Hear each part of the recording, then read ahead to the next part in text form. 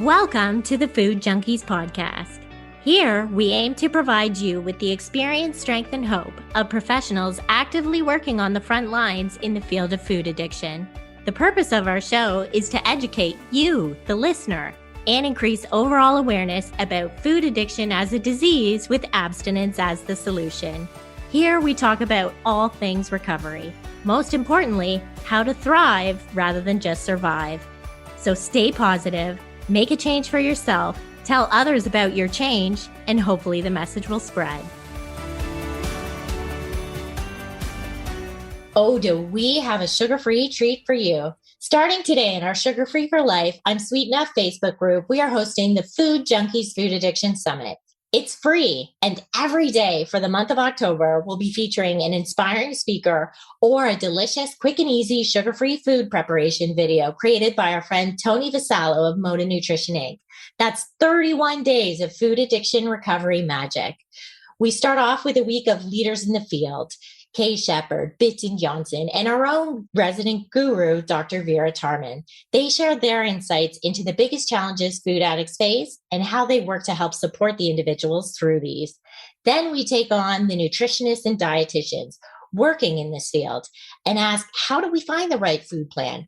What works best for the clients they work with? How do they define abstinence? We cap off this week by talking trauma-informed nutrition with David Wiss and why it's so important to recognize historical, systematic childhood and food-related trauma, how it can actually disrupt the way our bodies and minds function and create negative relationships with food. In week 3, we dive in with the clinicians actively working in the field and ask them what works best for the clients they work with, what doesn't work well. Is there a secret to success? What have they had to become more flexible with? These are conversations you won't want to miss. We wrap up the week with Molly Carmel, who explains what harm reduction is, how you use harm reduction in food addiction recovery, and why it's something she adamantly believes in. Finally, we have a week where we speak with individuals just like me and you. They bravely show up and share their experience, strength, and hope. They speak of the challenges, how they found the strength to keep going, what they do for their recovery every day, and what they needed to hear when they first started this journey. You'll meet some who've been doing this for over 20 years and some who are still in the early days.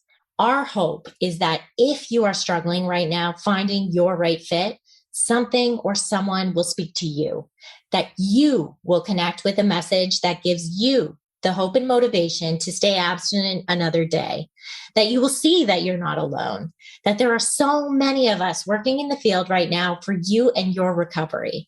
Join us in this fight. Allow it to open up a world you only imagined was possible, a world where you thrive rather than just survive. It's going to be an exciting celebratory month in the world of food addiction recovery. Don't miss out. But without further ado, let's get into this awesome episode. Today, Molly and I sit down with Dan DeFigio.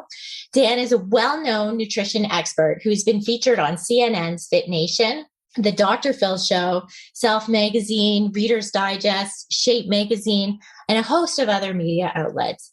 Dan is the author of multiple books, including the bestselling from the Dummies series, Beating Sugar Addiction for Dummies. We speak to him about the difference working with sugar addicts, emotional eaters, and stress eaters, what he thinks is the wrong way to beat sugar cravings, and he shares his 5 non-intuitive lifestyle tweaks that will dramatically improve your well-being.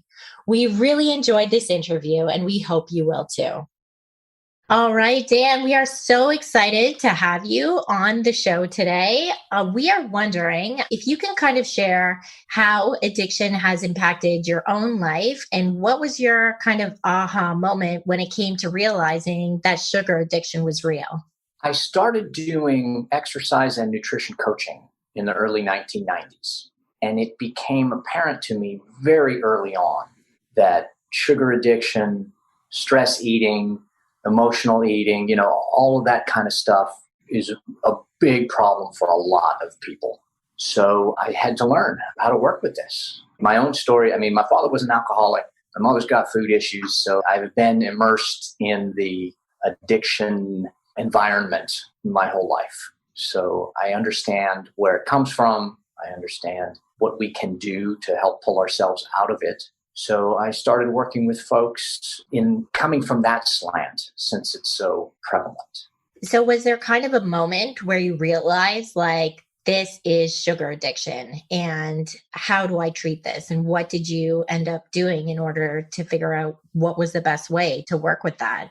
Having been around addicts before, having been to 12-step meetings, hearing people's stories, the idea of addiction is kind of the same regardless of what the substance is we're talking about. So I happen to work with people who use food, but it's the same as people who use alcohol or people who use drugs or gambling or sex or whatever your thing is. Those same wounds and hurts and workarounds that we do as humans to try to feel better. It doesn't matter what the substance is. The motivation is really the same. So I guess I didn't have a specific aha moment, but who is the Supreme Court justice that was talking about, I can't tell you exactly what it is, but I know it when I see it. It's sort of that situation when you're talking to someone and they're using language and describing behaviors that are very typical of addictive behavior, then you know that there's a problem here and it needs to be addressed. My disclaimer up front is I am not a mental health professional. I'm not a psychologist. I'm not a therapist. So no one should take anything that I say seriously. Oh my goodness. Completely unqualified for life. So ignore me. This is for entertainment purposes only, right? This is right. I just haven't been lucky for the last 30 years. Excellent. So you have this kind of personal experience watching this, having been to meetings, being around people, you're listening for certain things that people are saying. Maybe you're watching for certain behaviors. What is it that made you want to work with people who struggle with sugar and food addiction type stuff? Or was it just that that's what it evolved into because you were already working with these clients and then that was the issue? I mean, how did that transpire? If you started as this nutrition fitness coach, how did it transpire to writing the book and another one coming, and kind of fill us in? How did you get to that place of wanting to work with this particular section of people? Well, Molly, I didn't set out saying this is what I want to do. I started working with people, and that was a big problem that was prevalent and in my face every day. So I realized this is a thing. And a lot of people struggle with it. So I started doing some work with it, learning ways to help people through this. I write a lot. And so I post a lot of stuff on the internet and I get interviewed for magazines and stuff like that all the time. So one day out of the blue, the people who published the Dummies books just called me up and said, "We love your stuff and we want you to write a book for us." So we started talking about some ideas and concepts about, stress eating and emotional eating and sugar addiction. And we landed on writing a book for beating sugar addiction for dummies. And that's how that came about. Yeah. And I guess that makes a lot of sense because I think probably a lot of individuals too who come to see you, they'll do the exercise part, but it's like the food part where they really struggle, right, on sticking to the plan. And we know that you can't out-exercise a bad diet, right, or a bad food plan. So I imagine figuring out the food helps them be more successful in the long run, fitness-wise and health-wise as well. So that makes perfect sense. So thank you for sharing that. I think it's interesting that you work with sugar addicts, emotional eaters, stress eaters. So can you share, is there any differences in working with these different classifications of individuals, or do you feel like it is a similar kind of approach that you take with them? It is similar because stress eating, comfort eating, overeating, sugar addiction, these are all versions of emotional eating, using food as an emotional substitute or distraction. And I'll talk about that later. Those are the big two things. So some of the nuts and bolts and techniques are a little bit different. If you're talking about sugar, for example, I've got some specific things to help people with sugar cravings, for example, as opposed to overeating or stress eating, which could be any substance, right? But the umbrella of emotional eating is really the same. It's all wrapped up in the same concepts. Yeah, so we would definitely have colleagues that might push back on that kind of idea and say, well, there's no such thing as emotional drinking or emotional meth use or emotional gambling or something like that. They might push back and say, well, that's actually addiction and everything else falls under that umbrella. Have you found that to be true at this point, like you said, 30 years of working with clients, like what would you say to those folks? You can call it whatever you like. I don't care. I'm not going to get hung up on whether we call this emotional eating or a version of addiction or whatever. I mean, if you need to call it something so that your insurance pays for it, then fine, we'll call it that. But I'm interested in helping people and getting to the root of these issues. So the name doesn't matter to me personally. Got it. So it sounds like you just really recognize, or you work really hard to get to the root of what it is. And then, like you said, you have these different, like with sugar, you have these tools that you might use for cravings, but with overeating, which can be with any food, you might use a different tool. Right. Yeah. Awesome. So how do you work with clients then? Like, what have you found that works best? What doesn't work well? So maybe start with, what are all the ways, like if somebody were to listen to this interview and get a hold of you afterwards, like what are the options to work with you? I like to start with a phone call or a Zoom call just to get to know somebody and make sure that we're right for each other, because that's not always the case. If we are, then I can do either in-person coaching calls, which typically what I end up doing most of. After we get a little bit of traction and stability and things are going well, then I do what we just call email coaching, which is sort of a daily accountability and check-in.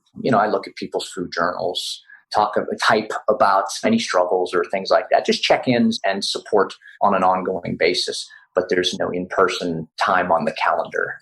I tried to do some group stuff for a while, and that works really well for a lot of folks. But apparently I'm just not a group coaching kind of person. It seems like things go much better for my clients with the one-on-one help. So that's pretty much what I do. I drop the group stuff because it wasn't great. And I don't want to give somebody anything that isn't great. Yeah. And then you also have like a course, right, that people could buy. And so like, how does that fit? I do have an online course. It's called Sugar Free Me. And it's basically a way to eat less sugar. It's all the sort of foundational concepts that most people need to get under their belt. So if you don't want to do a one-on-one course of action and you want to buy an online course, it's a really good start. It's not very expensive. I think it's on sale right now. So gotcha. So if I signed up for that course, I do it, but like I just still can't get off the sugar. My next step might be to get a hold of you and do one-on-one. Sure. Okay. Gotcha. And then when you do that, like, do you have like a curriculum that you take people through, or it's really individualized to what that person needs? Totally individualized. Yeah. So then that brings me to what works best. What have you found works best for your clients? Here you're doing these individual programs, 30 years of experience. What works best and what doesn't work so well? That's a really good question, Molly. What works best in my experience is that one-on-one, because everybody's different. Everyone's struggles and histories and triggers and hot buttons and reactions to things, we're all different. So having a coach who understands you and has literally a few thousand people under his belt who can help guide you through this, that works very, very well. I mean, there's no substitute for having a guide and a coach like that. What doesn't work well is trying to white knuckle stuff and quit cold turkey. There are plenty of detox plans and support groups for people who just, you just quit sugar, 100% done. In my experience, there is a very small percentage of the population who can do that and stay that way. Most people need a different approach, sort of a step down approach that attends to some of the underlying emotional reasons and triggers, like we talked about earlier, that why are you doing this? That's the main problem. I mean, everybody knows that they should eat better. And if it's just a matter of I'm quitting sugar and I'm never eating it again, if it were easy, everybody would do it. But it's not easy. And so trying to do that for most people, like I said, I don't want to discount anybody who's had a great success, just cold turkey, never, ever eating anything with sugar in it for the rest of their lives. Okay, more power to you. But for your average Jane and Joe, that is not the right approach. Yeah. And I couldn't agree more. I think it sounds to me like what you do is very much a harm reduction approach. And we know with food addiction, it definitely is the spectrum, right? So you have those individuals who are late stage, and it might be best for them to like do the cold turkey. And you need to meet the client where they're at and what they're motivated to do. And so it sounds like that personalized approach can be so beneficial. I don't know about you, but I know me and Molly spend a ton of time doing like psychoeducation, teaching individuals tools for like craving management. And I think I was looking at on your website, and you had like, what are the wrong ways to beat sugar cravings? Can you talk a little bit about that, and then maybe share what are some better ways? I think that the idea of abstinence is really hard for most people, as I just mentioned. So anything that involves just psychological denial on a permanent basis is probably not going to go very well. So some better versions of ways to beat sugar cravings. When we have these cravings, this is a little bit more complicated, sugar cravings, because we have a physiological stimulus, right? There's an actual physical craving, and it works on the dopamine receptors and the reward system and all of that. So there's an actual chemical issue at stake. And we have this emotional issue at stake. So they both come into play, which is why food issues can be so challenging. So some ways to manage cravings without trying to just deny yourself what you want. Easy things that come to mind that work well for most people are doing a healthier substitution. Let's say, so something really common for folks is I do find during the day, and then after dinner, later at night, I get these crazy sugar cravings, and I can't help it. I can't stop. So instead of just trying to totally deny yourself what you are craving at the time, find a healthier thing that satisfies a little bit of that sweet craving. So I like to use strawberries. Those are great for me because I love them. Strawberries and cherries are some of my favorites. So if I get a little sweet craving, just have a few of those. And it's a healthier version than ice cream or donuts or whatever else you might typically reach for. Another thing is make sure that you're drinking enough water. As I mentioned in the Beating Sugar Addictions for Dummies book, the hunger center of the brain and the thirst center of the brain are like right next to each other. And so when you get a signal in there, you can easily confuse being thirsty for wanting food. And then if you want to get technical, I don't know how nerdy some of the listeners are, and I don't want to bore anybody with this, but we have a complicated nervous system feedback system in our digestion system too, the enteric nervous system. So that has sensors for like how much volume is in the stomach and how many calories have you had and how empty are your fat cells, those kinds of things. So your body wants to have a certain volume of food. Let's say you are accustomed to eating a basketball amount of food every day. So that volume sensor doesn't know or care whether that is a basketball filled with donuts or a basketball filled with mixed green salad. So part of what you can do to sort of help some of these cravings is make sure that you get enough volume of food, but make it healthy food, high fiber, high nutrient, low sugar food. That's a big thing too. So healthier upgrades for the sweet tooth, make sure you're drinking enough water and get enough of the high volume, high fiber, fill up your stomach foods that are not bad for you. So that makes me think of, we often find that it's not even necessarily the clients, I think, that we have that struggle the hardest are those volume addicts, in that they're constantly looking for that stretch to the stomach. And they become concerned that if I continue to have this basketball size volume of food, even if it's these vegetables and whatever else, I'm going to gain weight, I'm going to, whatever. But there's also, I think messaging that volume piece is bad. So, how do you help people with that? Like if they sat down to a steak and they can eat like 3 steaks, do you come across that? And how do you help people navigate that, I guess, is really my ultimate question. I am that guy. So Yeah. I am an easy overeater. My off switch doesn't work well. So I have learned ways to manage that particular overeating concept.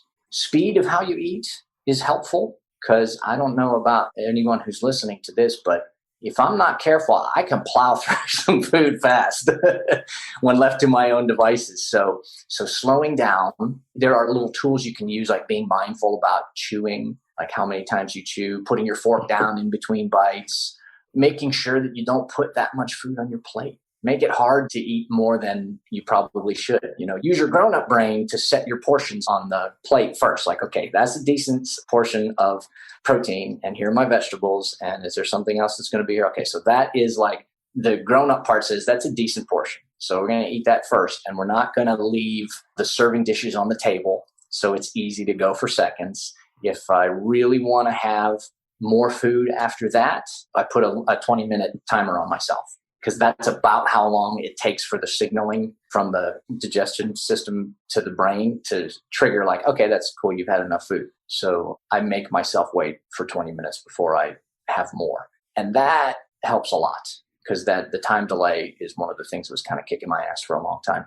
It's so funny. Our listeners can't see us, obviously, but Clarissa and I are both like, yes. And we're nodding our heads and giving thumbs up because you're speaking our language, Dan. And we just appreciate hearing that from you because I think our listeners and our clients hear it from us all the time, right? But sometimes you have to hear it from another voice. Like you have to get this message on repeat in the form of different voices before sometimes it clicks for us. So thank you so much for answering that kind of impromptu question. So we've heard you talk about sugar is often a distraction. And can you speak a little bit more what you mean about that? Yes. If I were to simplify emotional eating, whether you call it sugar addiction or stress eating or overeating, impulsive eating, whatever, if I were to simplify emotional eating, there are basically two versions of it. The distraction is one. Fortunately, that's the easy one. The hard one, let me talk about the hard one first. The hard one is using food as a substitute for something that we want emotionally. If you are upset or lonely or angry or whatever is happening emotionally, you have a need. And what we want in our limbic system, right? The amygdala, the limbic system, the emotional center of the brain, we want to feel better. So we have developed this habit of the lie that food can give us what we want. If you're lonely and you want companionship, we pretend that food will give you companionship. If you're overwhelmed and stressed out, we will pretend that food can give you calm. Food cannot give us those things, but because of habits, we pretend that it can. And that is one of the tough things about unwinding emotional eating, is getting to the root of those needs and desires and triggers and figuring out ways to heal that and have techniques and processes that will help you do better, healthier behaviors. That's the hard one. Two is what you asked about, is the distraction. That's the easy one. Going back to the emotional concept, we as humans carry around with us an enormous variety of feelings all day, both positive and unpleasant. We as humans do not like to feel bad. If we're feeling upset or overwhelmed or stressed out or angry or lonely or depressed or having self-esteem, shame, whatever it is that feels crappy, our brains will do just about anything that it can do to give us a break from feeling crappy, even if it's bad for us. And a box of cookies gives you something else to think about for a few minutes. So that is the distraction.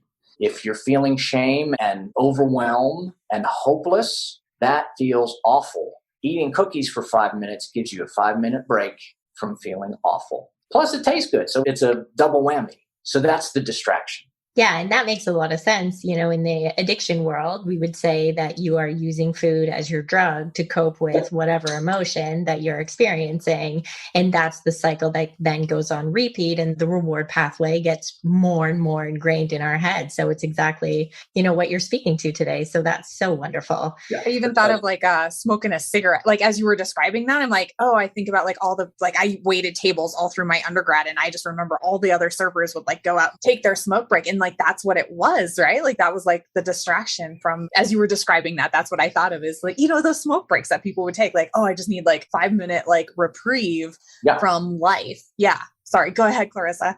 No, it's so true. It's like that escape, right? It's like whatever we can find that best, like either our system craves, that will give us that escape. I mean, that's another reason we use food for sure. Absolutely. We need those coping mechanisms. And I think where people end up really struggling and getting in trouble and having relapses and roller coasters and whatever is when they try to deny the need. If we have an emotional need for a reprieve, we have to honor that. And we need to give ourselves a reprieve.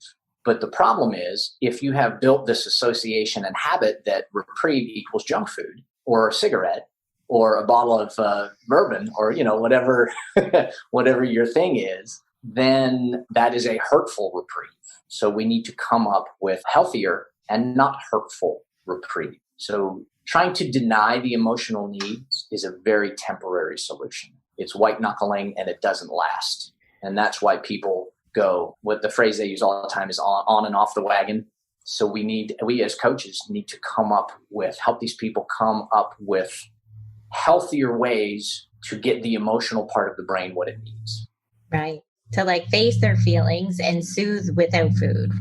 Find a different way, yes, to soothe and get what you need. Eventually, ultimately, not to get too like transcendental here, but the end goal through all of our personal work and spiritual development and that sort of thing is to be okay with feeling bad, right? That's the ultimate goal, to be able to sit there and say, wow, I'm really upset or I'm really stressed out or whatever. And that's okay. I don't like it, but I don't need to like fix it. There's nothing's wrong that needs to be stopped. That's the end goal, but that's a lifelong process right there. So. Right. And it's so hard when we've been numbing those feelings for so long. So when we start to feel them, it does feel like it's going to kill us, right? For sure. So you've been doing this work for a long time, and we often ask individuals who have so much experience in the field, is there something that you started with when you believed, like, I don't know, like practice that you really was like, oh, this is the way it has to be. And you've learned through experience with clients that probably wasn't the right way to work with individuals. And so you've created more flexibility around it. Is there anything that you could talk to us about that? Gosh, yeah. Things evolve both in clinical knowledge, right? We as practitioners, we've learned a lot. Back in the 90s when I started doing this, it was all about fat grams, right? Everybody was counting their fat grams and that was the big thing. And if you stayed in your zone there, you were fine. So things have definitely evolved from a scientific and awareness standpoint. But I think that the biggest, progression and development of my approach to things is the ability to sort of figure out or get a sense of what style of approach and what kind of techniques are going to be best for a person. And that's not really something you can explain like how it happens.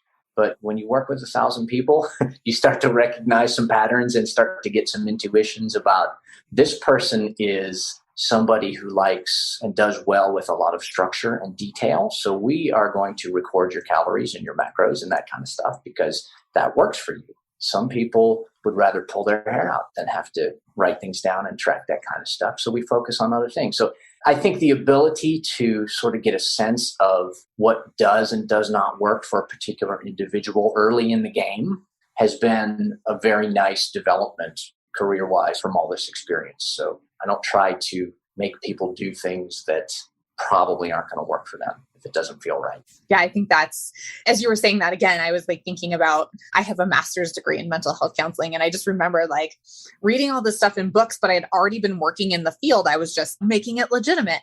And I just remember reading these textbooks going, that ain't real world.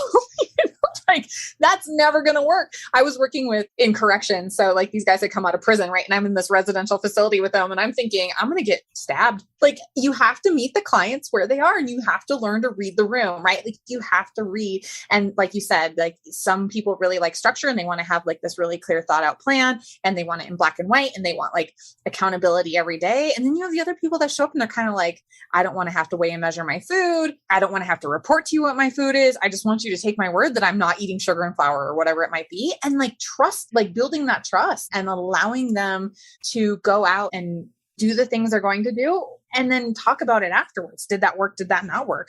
So I really appreciated hearing that from you.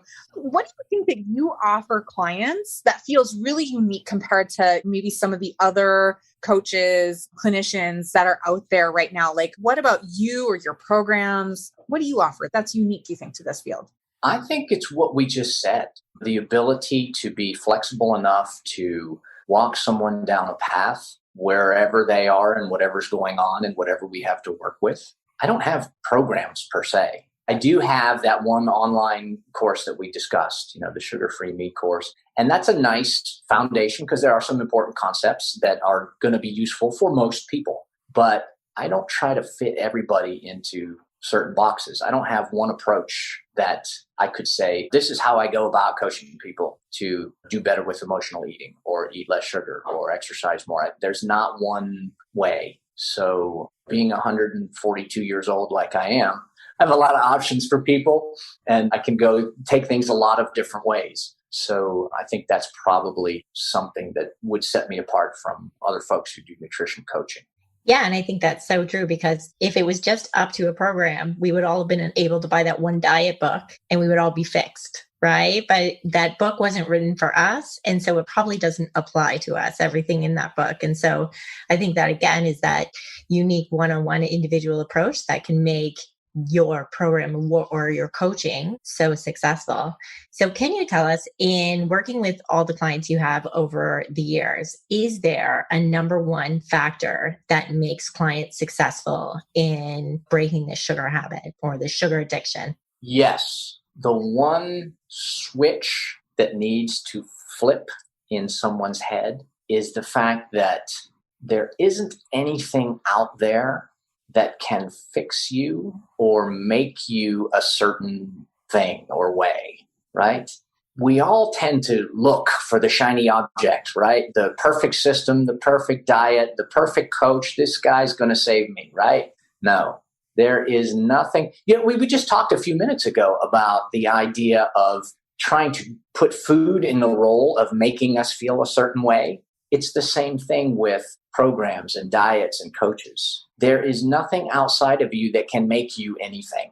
That is the big aha, the big switch in the mind. And once people understand that how they are comes from them, not from outside of them, then we can do some work. Yes, we say that all the time. There are 1,000 different food plans that will work.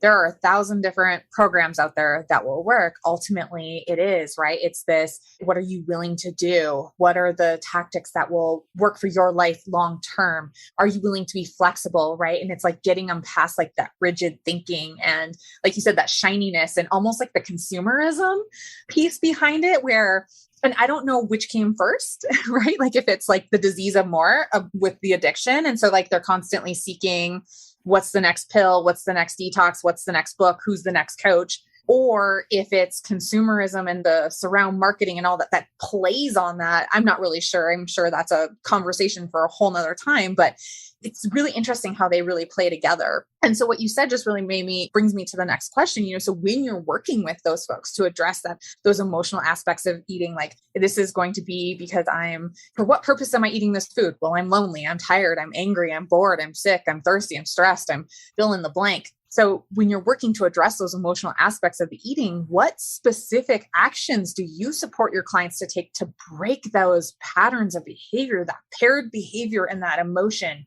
And it's just stuck on that repeat cycle. Like, what's the wrench that we throw into that cycle? The monkey wrench that we throw into that machine, I love it. That's a great, thank you, Molly. That's a good one, is the pause. And if you're taking notes from listening to this, write that down in big freaking capital letters on your notepad. P-A-U-S-E, pause. When we have a trigger, something happens in life and we have a reaction to that, right? I'm stressed, I'm upset, I'm whatever the feeling is, we have developed this habit where we reach for a substance to either substitute or distract. And that cycle gets reinforced over and over and over. And the way that we break that is we don't try to stop doing that, because stopping doesn't work. You have to insert something in the cycle. And what we insert is a pause between the trigger and the action. When you recognize that you have the urge to reach for the donuts because you just got a bad phone call, that's your red flag for your pause.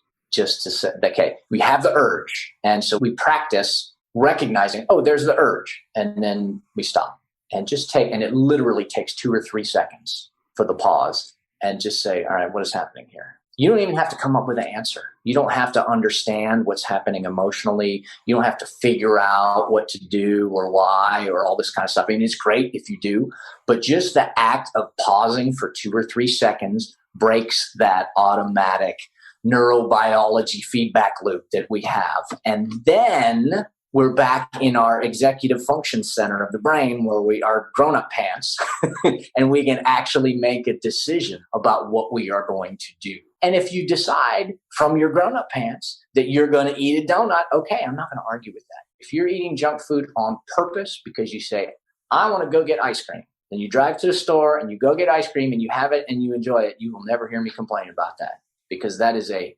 grown-up, purposeful decision. But what's killing everybody is the reactive, unconscious stuff. So putting that monkey wrench in the machinery of the pause is the most powerful tool and the most essential tool. You cannot defeat emotional eating and sugar addiction and all this kind of stuff without that pause and developing awareness. Otherwise, you're just in the cycle. Yeah, I think for a lot of our clients, we suggest like maybe that pause is like reaching out to somebody in our Facebook group or reaching out and asking for help, just like just getting it ahead, like you said, out of the amygdala into prefrontal cortex to be like, whoa, I just told on myself and what I was going to do. And now, do I really want to do this or do I really want to follow through? And you're right. If you call it like grown-up pants, we might call it like addict brain. And if that is what you decide to go ahead and do, then you've already made your choice and nothing's going to stop you. And there's no program or anything in the world that's going to be able to convince you because that's what you've set out to do and that's your decision. I'm wondering, you said you work with over like thousands of clients. Do you keep connected to them long term? Do you have any idea of how your clients are doing, what the recovery rates are, like relapse rates for the individuals that you've worked with? I do stay in touch with some folks. I've got some folks I've had under my wing for 20 some years, I guess. It's a long time relationship. Very gratifying, very special. As far as statistics, like you mentioned, I don't approach things from a, how shall we say, quitting sugar, getting clean, the on the wagon concept. So there really isn't a measure of whether you're successful or not. It's not like doing a 12-step thing where either you're clean or you drank today. It's not like that. So people's journeys, my goal is to walk people through some of the hardest parts of their journey and give them some awarenesses and some tools and some techniques so that eventually they can navigate this kind of thing on their own. And I get a lot of really nice notes from people who talk about how different their life is and how much happier they are and how much better they feel now that they are in control of what they're doing. And so you don't have to eat perfectly. I don't try to encourage anybody to try to be perfect on paper as far as what your nutrition looks like. All we need to do is make sure that what you're doing is good for you, not bad for you, and develop ways of being around food so that you can be purposeful instead of reactive. Those are the two big goals. And sometimes in 4 weeks or 5 weeks, we really make enormous leaps in that purposeful versus reactiveness. And other times it's a real process and it takes years to walk through that. So it just looks different for everybody. It just depends. I could just feel your empathy for your clients as you were describing that. And I just really think about the clients that I've worked with over the years that are opioid addicts. And there's always been this really hard line of like, you're either clean or you're not. And then there were like medicated assistant therapies came out with Suboxone and methadone and other programs and stuff like, right. And so it's like this harm reduction approach. And there were just so many clinicians and folks in 12-step, whatever. And they all had their opinions on it. And we spoke to a guest yesterday and he said it so beautifully too. He's like, people have to be alive in order to get well anyways. And earlier you had said, big picture, ultimately, like big windshield picture on this is you would love for your clients to get to this place where they're not using food as that emotional replacement, right? Like they're not using it as their skill. They're not using it as their reward. They're not using it as their entertainment, right? It's food gets put in its rightful kind of place to some degree, right? That's kind of what you're looking for. And so when you were saying that, I was just so happy to hear that there's like no one way to measure success. It's individual. Again, it's so individualized. If somebody comes in and they're binging multiple times a week on this stuff because of emotional reasons or the physiological dependence on it, whatever, and you're helping them to get off the physiological dependence is gone. And maybe now they're not binging. Maybe they still overeat occasionally, whatever, like that's success to that person who was binging multiple times a week, right? And we have to acknowledge that. There has to be room in this field to acknowledge that that is success. And who are we to show up and tell somebody, nope, sorry, you're not abstinent 100% of the time, therefore you fail. That is so well said. Thank you. I'm going to have this transcribed and write down some of that and make a plaque or something. That was beautiful, Molly. Thank you. Well, you should come to some more of my TED Talks. I'm very passionate about this kind of stuff. But this is exactly why we have guests like you on, Dan, because More people need to hear this. And I think this field, as we're trying to get it right. So Clarissa and I are both on the Food Addiction Institute on the board. And this year we submitted applications to the World Health Organization and the American Psychological Association, right, for the DSM-5, or well, it would be the DSM-6 or 5 revived, whatever, and the ICD, so that food use disorder or food addiction or sugar addiction, again, whatever label they want to give it, I don't care, can be a legitimate diagnosis and people can get help for it, like you were saying earlier, like whatever label. But there are just a lot of people that I think get left behind or not acknowledged because you've been out there doing it for the last 30 years, but because you weren't doing it a very specific way, right? That you maybe have been passed over in being reached out to say, hey, give us your knowledge, give us your experience. You've been there in the trenches for 30 years. We have to believe that you have some very important information that our listeners need to hear. So I just very much appreciate you being here today. So I'll stop fangirling for a minute here and move on because we have a few more very important questions. So we all know that, like you said, like we all know, you could ask anybody these days. I mean, my 8-year-old would tell you it's important to not eat so much sugar, right? So we all know it's important to stop eating the sugar. We all know that it's important to move our bodies regularly for cognitive benefit, for emotional benefit, all those things. We all know sleep is huge, a huge part of this puzzle. So while we know this intellectually, right, like you call it in our parent brain or whatever, right, like our executive functioning, our prefrontal cortex, it's so difficult, right, to make it a daily habit when our patterns of behavior, our rooted neural pathways have been something else for so long. So in your professional opinion, what are those main blocks that prevent us from taking that information we know in our prefrontal cortex and our parent brain and like really living it and integrating it and making that our new lifestyle? Like, what are the things that you see get in the way of people wanting to do a thing and actually taking the action?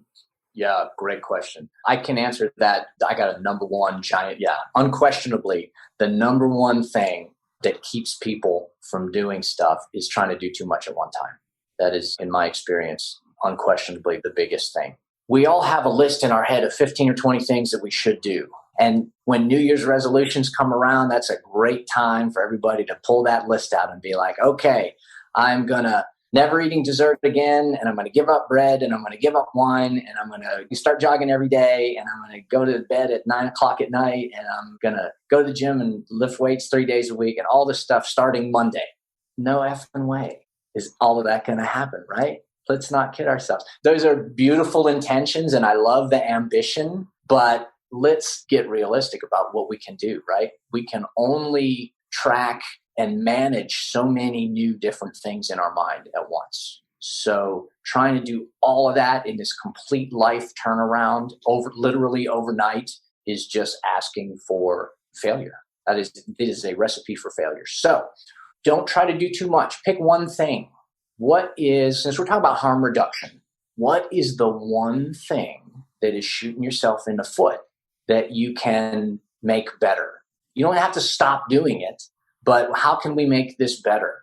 If you are eating 1,000 calories of pretzels every night before bed, and it's keeping you overweight and keeping your blood sugar skyrocketed, let's figure out how we can manage that. So, for example, this is a great example. I actually have a client who the late night eating thing he was a potato chip guy. So I said, all right, we're not going to say you have to give up potato chips, because even though that's only one thing, that's still a really big thing. For harm reduction, we're going to make a deal. I started asking him questions about what is it that you get out of the potato chips, right? What is it that you like? What are you getting from this behavior? And we asked some questions and we talked about it. And it turns out it was the crunchy thing that he really liked. So it's like, okay, let's come up with some other foods that are better for you that are also crunchy. And the simplest thing was to pick up a mixed cut vegetable tray from the grocery store. So he had carrots and radishes and broccoli and celery and all that kind of stuff. And he's going to keep it in the fridge. And so our deal was every other day you eat the vegetable tray stuff instead of the potato chips. So we're not psychologically saying you have to deny yourself these potato chips that you love for the rest of your life, because that is too big of an order and our brains will rebel against that eventually. What we're doing is saying, all right, you like crunchy. Let's figure out how to get you crunchy in a healthier way. So day 1, have your chips like you've been doing. Day 2, let's do crunchy in a different, healthier manner. And then day 3, decide you want the potato chips, we'll do that. And then day 4, we're back on vegetables. So we've automatically cut the potato chip intake in half just from making that simple substitution. So harm reduction, 50% done right there with one thing. That's the kind of approach that you end up making long-term changes and improvements. Once you got one thing kind of under your belt and that becomes more normal, and you don't have to think about it too much, then you can add another thing or make another improvement or another upgrade or something like that. But please, if you're listening to this and you are putting your hand up and saying, yes, I'm guilty of being the New Year's resolution person who tries to tackle 20 things at a time, don't do that to yourself. No one can manage that. So just pick one thing. Yeah, I like that. We had a treatment group last night, and one of the participants was like, make a tweak a week. And I really just like that terminology because it really resonated how we're like, okay, well, I'm not going to have this and I'm not going to do that and I'm not going to do this all in one day. And already it's like deny, deny, deny, which is what you're saying, rebel, rebel, rebel, right? So I like this approach for sure. And you're already making change. Now, I know when we work with clients, it's about the substance, but it's also the food, but not about the food, right? And so you put the food down and then you're kind of left with this like a bit of an empty life because life was so much about the food. And now we're not doing the food as our life. So can you talk about or share your 5 non-intuitive lifestyle tweaks that will dramatically improve someone's well-being? 5 lifestyle tweaks from Authority Magazine? I think that's where I got it. Yeah, that's where you found it. That's a good one. Thanks for pulling that out. Okay, yeah. They asked me to write up 5 lifestyle tweaks that you might not think of that go along the same lines of ways that you can improve without trying to give up or deny or go overboard on overcorrecting. So number 1 would be what we just talked about is start shifting your mindset to sometimes instead of never.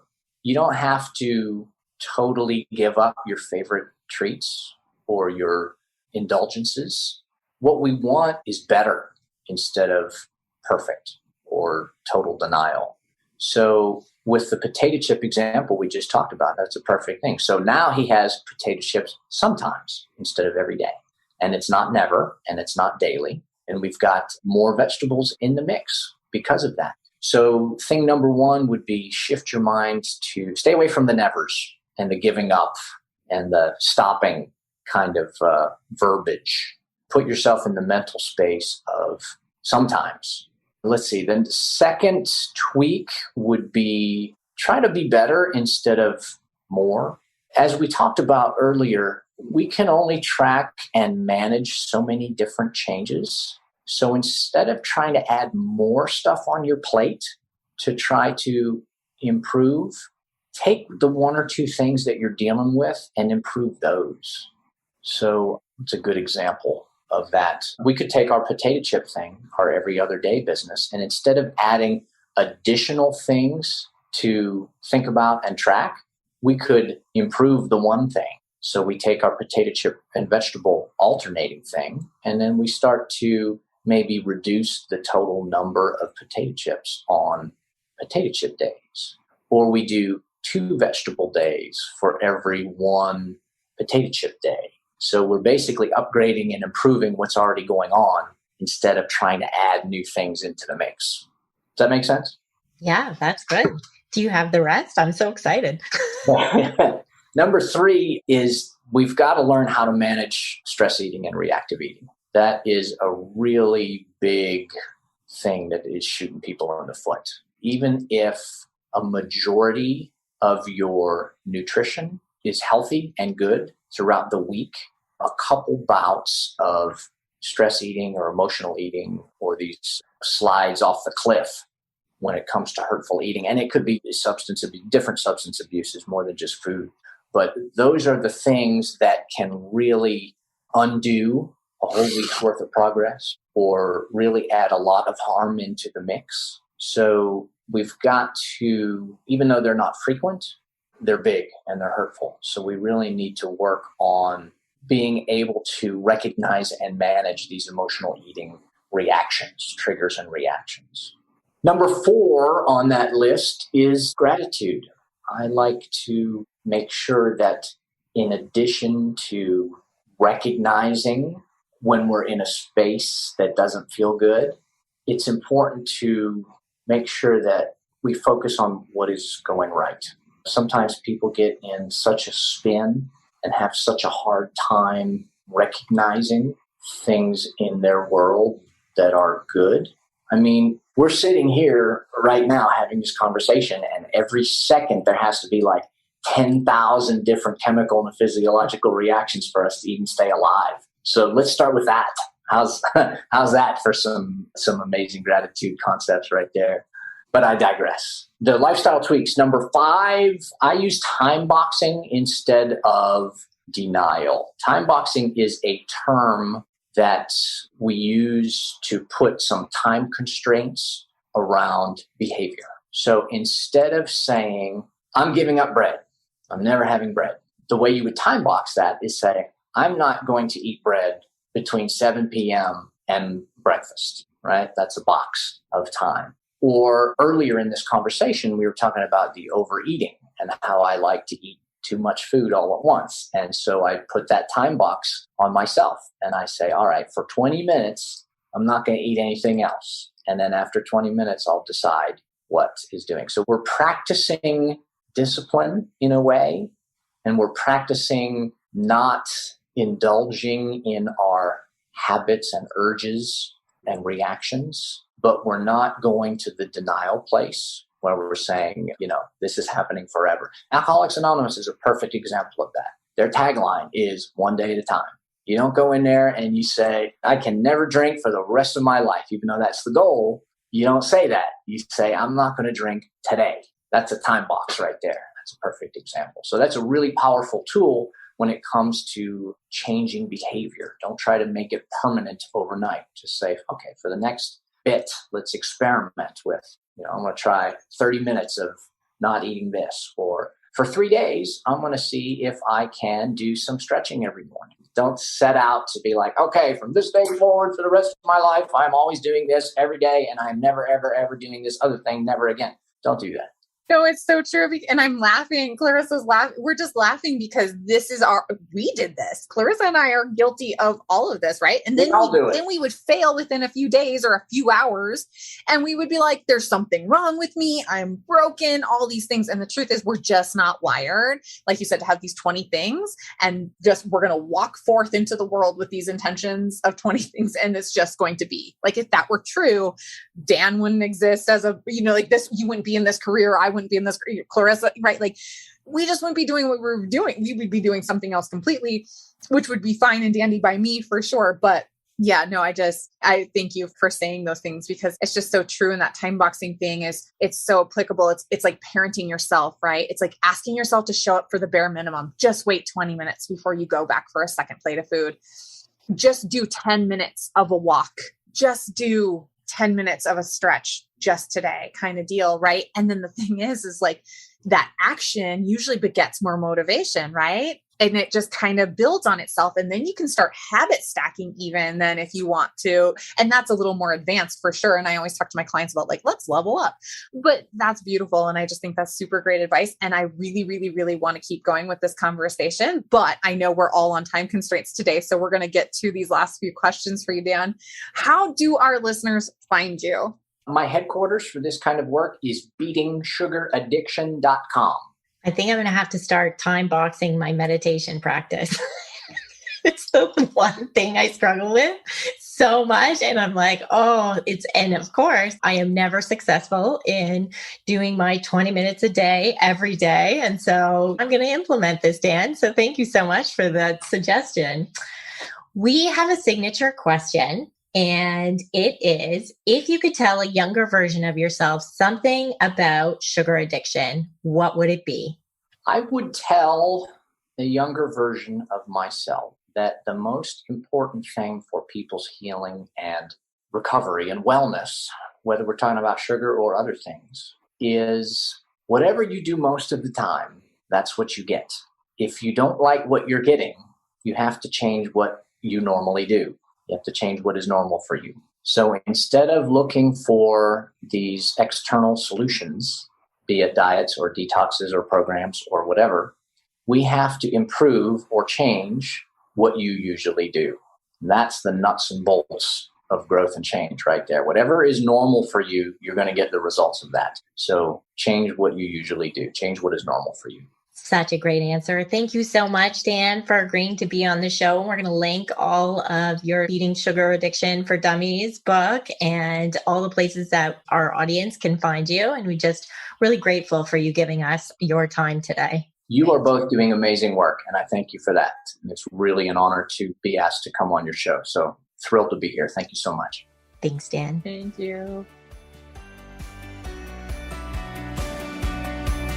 Thanks for joining us this week on Food Junkies, Recovery from Food Addiction. Make sure to join our Facebook group, Sugar Free for Life support group, I'm Sweet Enough. You can subscribe to our show in iTunes or Stitchers. That way you'll never miss an episode. While you're at it, if you found value in this show, we'd appreciate a rating on iTunes. Or if you'd simply tell a friend about the show, that would help us out too. Don't forget to pick up your copy of Dr. Tarman's book, Food Junkies, which is available on Amazon. If you have any additional questions, both Molly and Clarissa are food addiction professionals and work one-on-one with clients. You can find their websites and email addresses in the show notes. Be sure to tune in every Friday when our new episodes drop. As Vera loves to say, the power is ours.